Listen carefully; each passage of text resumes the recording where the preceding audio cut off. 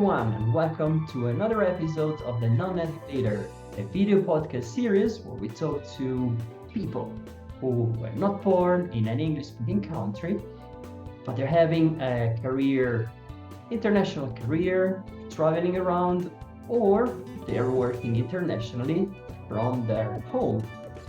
Um, we've been exploring different stories, challenges, we've been exploring personal stories. And I'm particularly happy today to have here David Ferreras, who's an English teacher, special English teacher, and he's going to tell us all about it, I'm sure, and who is working from his native city, but he's working internationally because he's helping people to explore the joys and pains and the challenges of the English language. Yeah. So welcome, David. It's really a pleasure to have you here. Thank you for having me. It's a pleasure to be here with you. Nice, nice. Okay, so David, do you want to give us a bit more details on what name we have it for, what you do, where you are? That's Yeah, also interesting. I am based in Malaga. I'm not from Malaga originally. I'm from the north of Spain, from a small city that is called Zamora. But I live here next to the sea. Actually, I can see the sea from my window, which is pretty good. Lovely. And yes, as you said, I'm an unusual English teacher because I learned English pretty late. I learned English when I was 33 years old because I moved to UK because I wanted to change the industry. I used to be a CEO of a company, like a manager, and I didn't like this kind of job, so I decided to travel, which it seems really good apparently when you know watch this kind of American films that they try to pursue their dreams and they end up Yeah, working yeah, yeah. like in their job of their that they dreamed. But in my case, it was pretty hard because at the beginning I started selling sandwiches with a bike in UK. So I said, why am I here? So it was my first challenge. So that's why Nice. I teach English because I had to learn English, and I think that I Yeah, can empathize with my clients, mainly Spanish speakers, who have sorry to speak in English at meetings, you know, yeah. like networkings and this kind of Exactly. Yeah, that's events. a great point. Like the fact that you had to learn, so your learning Yeah, curve helps you connect with people, and this is lovely. Yeah, it's challenging, but at the same time, it gives you an opportunity to really connect with people. Um, yes. So moving to the UK, learning a new language, and then that becomes really your life. That's an interesting point. So what like when you moved there, yeah, what was the main challenge for you, David? well, the main challenge was like well, understanding people and like also expressing myself. It's like I became like a different person, and it's frustrating when you realize that you cannot communicate in English and you are somehow like a different person. So you just kind of miss some parts of your personality that for you may be important. So this kind of challenge was hard for me. So it was really frustrating at the beginning. And also I studied English, not a lot of English, but I studied English in the traditional Spanish system, which is based Yeah. mainly in grammar, activities, this kind of fill in the gaps activities. And then when I got to UK, I said, what did I study? It's like, I don't understand anything. It's like, oh, I'm speaking, I mean, so I didn't practice real communication, real scenarios, real conversations. Yeah. So it was a mix of feelings. On the one hand, I regret it that I didn't study like proper English communication, and on the other hand, I felt frustrated, perhaps sometimes despaired, Mm. angry, and sometimes Wow. even I regretted to go in there at the beginning. That's in the beginning. So desperation, anger, and Yeah, then regret. What am I doing here? yeah, Can't talk to anybody. yeah, And but I love the fact you're like, what have I studied? mhm, yeah, I was at school learning English for many years, and then I'm here, I'm not Yeah, able to talk to anybody. Yeah, well, absolutely. that's it. Mhm. So yeah, a lot, a lot of negative emotions Mhm. I hear. But then, like, was there anything positive then? Because I mean, you stayed there and you worked there for a while, so there must Yeah. have been something positive there. Mhm. Well, perhaps we should look at the label of negative emotion in a different way, because there Mm. is no such a thing as a negative emotion. So probably this kind of so-called negative emotions were the ones that helped me to become who I am. So I think that you need Uh-huh. to go through pain to be who you are at the moment. I mean, you cannot just separate. Unfortunately, sometimes I would like to, I like really this idea of self-development, but I Uh-huh. would like this idea of just to become a better person, just drinking caipirinhas next to the, on the beach. But it doesn't happen like that. You always No. have to go through a hardship in order to Okay. become a better person. So I think that I became a better person just because I realized about a lot of things. I mean, I started to appreciate. Sometimes it's about Yeah. appreciation. I started to appreciate the importance of communication, for instance, the Nice. beauty of words, and also, I mean, like that challenges are pain and are joy at the same time if you look at them in a different perspective. So it was a great Yeah. lesson in my life, and I think that I use this lesson not as a teacher, as a father, for example, and as a person as well, I think. Wow. Fair play. That's good way of looking at it. I love Thank it. you. But so was that like the moment where you fell in love with the English language? Mhm. Yeah, I don't think that there is just a specific moment. It's like a continuum, Mm. okay? But I mean, mindset plays a really important role there. At the beginning, as I said, I felt frustrated. And then, well, I think that you need to accept what it is. Acceptance is no resignation. Like, okay, this is where I am at the moment. This is my English level and what I want to get. And then when you accept your situation, you start thinking about taking action. But if you don't accept, you're just fighting reality and you cannot change reality. You just need to change the future, but not the reality that you are living in the Absolutely. moment. So I Yes. accepted that. And then I said, okay, if I want to work in a job that I love, I need to improve my English. So then I got my motivation. With my motivation comes my goal, or with my goal came my motivation. I don't know which one is first. And then you need strategy. You need just to start doing things, just to have a strategy. In my case, it was like a strategy that was a combination between joy, as you said before, persistence. But I think that you need to have both of them in the equation, and also gratitude in the sense of like be grateful, like celebrate your achievements. I think that is very important, as you probably know, in the learning Yeah. process, because otherwise it's like an endless journey. But from time to time you need to stop and say, okay, now I can understand these people. They crack a joke, like little by little, like Yeah. small I got the joke. I achievements. got the Yes, joke. yes, Yeah. yes, that. So you need to celebrate, stop, pause, and celebrate. I think Yeah. that it was the combination that I used to improve my English. This is great, David, and I can actually really relate to this because that was pretty much the same. Like I had a similar journey, that was the same situation I was in when I started working in IT. Like, it was a new city, new country, new job. Everything was new, I had to go through induction process, so hours and hours of training and English. Jeez, my head is exploding. Yeah.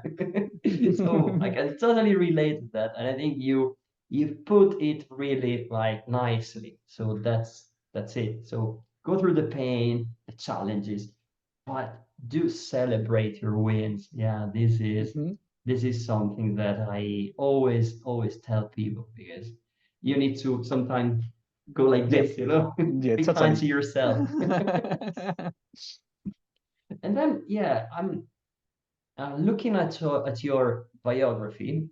Like, I saw you then specialized in a somehow different type of teaching. Mhm. So I think this is really, really interesting because I don't know much about. So I'd love, like, yeah, for you to give us a bit of an overview of what you do, which is Yeah. nice.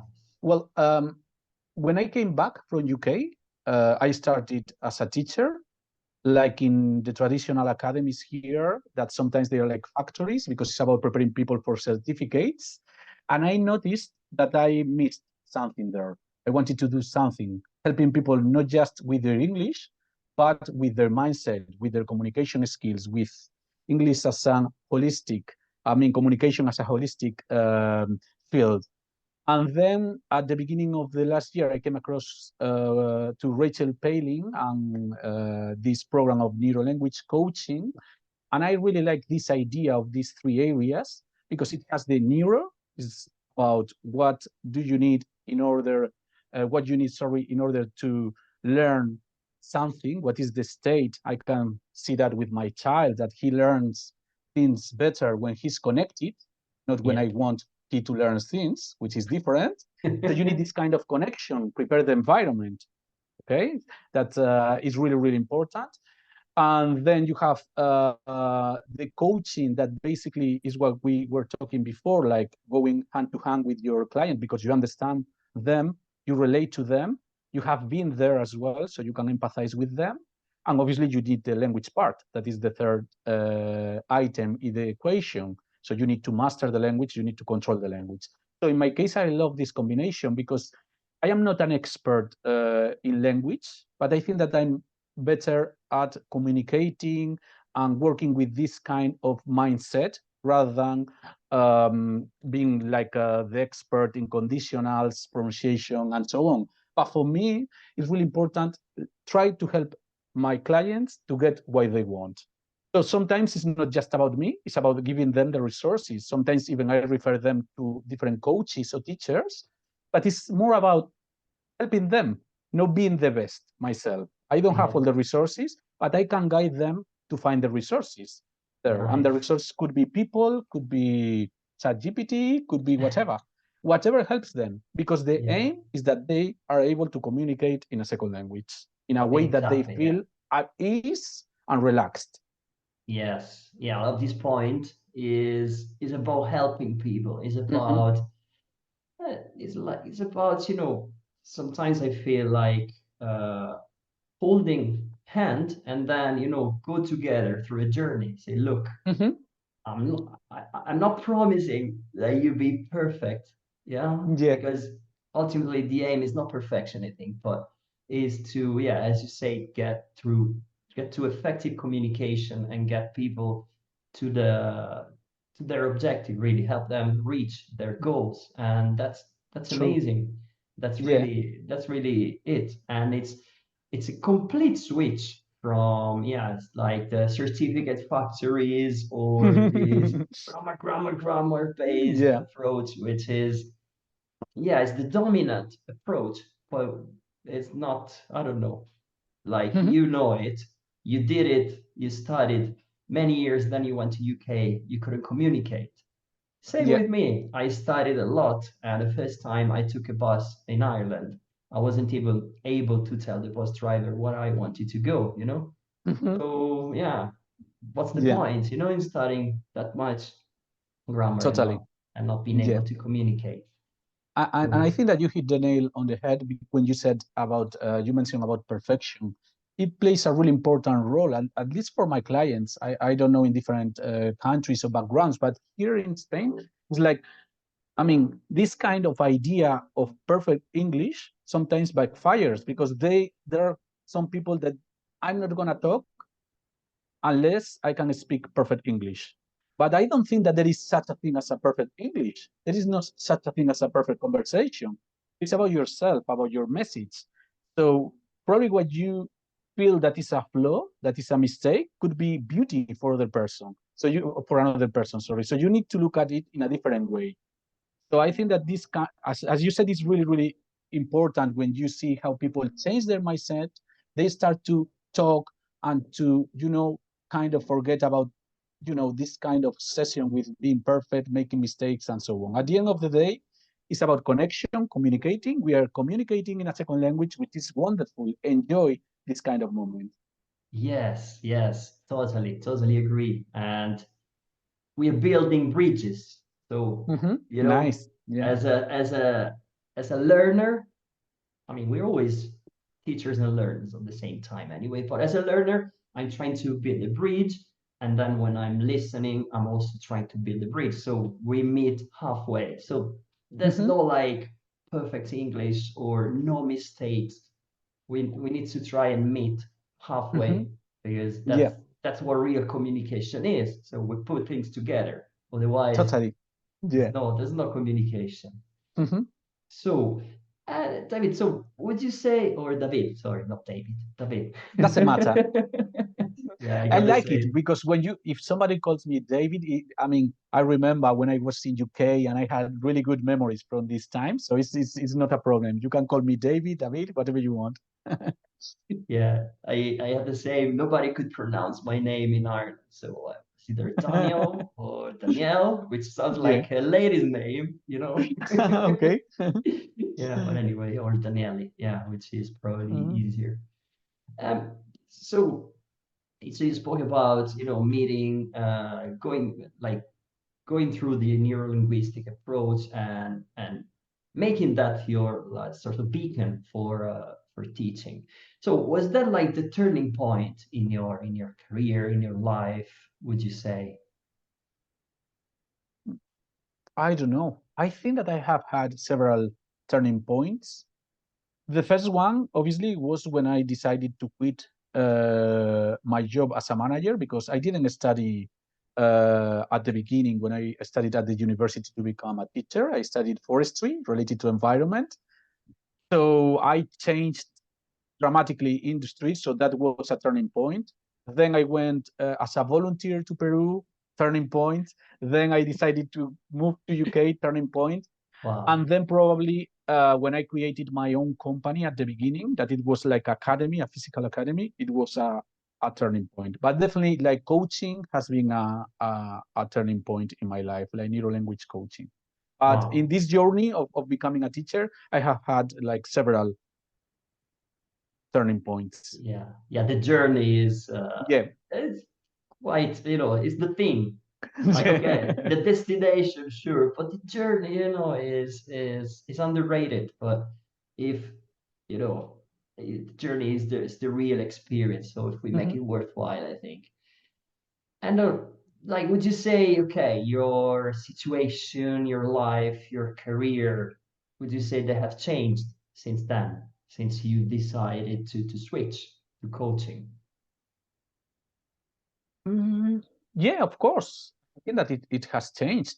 Well, I use a different methodology that, in my opinion, is more effective. It helps me to get, I mean, it allows me to help my clients better, so they get better results. So it means that also I can get better clients. So I think that I have improved my business. So I would say that I have fewer clients, more quality clients, and I get more money. So yes, it has changed my Okay. life. Yeah, okay. That's not a bad point, actually. No, Well, yeah, yeah, nobody talks about money. Money is important as well. well, yeah, I have an interest in putting food on my table. So yeah. Yep, totally. Yeah. Uh, so that leads us to like one of the final points I want to. So like career, sure, but what about like personal life? So you mentioned helping others, which is great. So would you connect that like to the English language, like as a mean, as something that has helped you help others? So is that a connection we could make? That's a tricky question. I would say that, as I said before, every time that you face a challenge, you learn about yourself. So it's not about learning about other people, it's learning about yourself. So the better you know yourself, the better you can help people. Because at the end of the day, it's like about you all the time. So you need to, and I learned about myself. Also, I mean, learning a second language as well is an opportunity to create something different. Because as I said before, I couldn't express myself in English, but on the other hand, I could start expressing myself in a different language, therefore becoming a different person. So it's kind of a path to self-knowledge. So I think that is good because then you can help people as well in that way. So English is a good way. I mean, learning in general is a good way to help people. Yes, because every time that you learn something, you learn about yourself. And every time that you try to share something, you learn about yourself. So, yeah. Yeah, great point. Yeah, learning and teaching at the same time, which is, Mhm. yeah, there's no separation, I think. Whatever we're learning, we're teaching. Whenever we're teaching, we're also learning. If Yeah, provided we do that with an open mind and yeah, and this sort of connecting approach, so empathy, yeah. first of all. In fact, I keep a journal, and every day I love writing, and and every day at the end of the day I write down what the takeaways from my students. Every class I learn something from my students, so I decided to record it. Every class I learn something because we deal with, as you do, with totally different topics. I Yeah. learn about everything, but in general, I learn about life. And it's a great opportunity that we have, that we meet a lot of people, even though it is online, that we can, create these kind of connections and make the most of them for learning about a lot of things. And I have learned a lot about stereotypes as well, and Oh yeah. misconceptions, limiting beliefs because of my students. So that is wonderful. Yeah, absolutely. Yeah, that's so much there. And the more you do, the more interesting it becomes, I believe. So yeah, I totally agree with you on that. Yeah, that's one of the reasons why I love teaching Mhm. too, because it really allows you to connect with Mhm. people. Yeah, 100%. Uh, David, so one final thing I'd like to ask you. So you mentioned, okay, Spain, Peru, UK, back to Spain, but now in English. So any recommendations really for people who want to have like this yeah, international career, regardless if it's, traveling or being in your native country and using a different language. So any recommendations really? Well, the first recommendation would be don't get obsessed with the tool. So English, in this case, is a tool to communicate, but it's just a tool. It's not yourself. You are not your English. So I would recommend them to work on their message as well, because as you know, there are like fantastic IT professionals, vets, you name it. And I mean, English is a way to convey what they know, their knowledge. But what is more important for them is their knowledge. So I think that they should work on their message as well and not just in their English. So I think that it would be a recommendation for these people, in my opinion, like working on your message, not just on your English. Wow. Yes, that's great. Message, not the tool. It's the core Mhm. of what can take you there. That's great.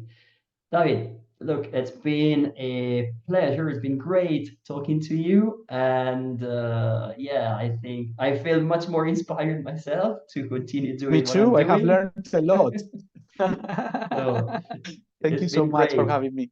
Mm. I'll talk Thank to you you. soon, and I'll see you on LinkedIn, obviously, Of course. and I'll talk to you there.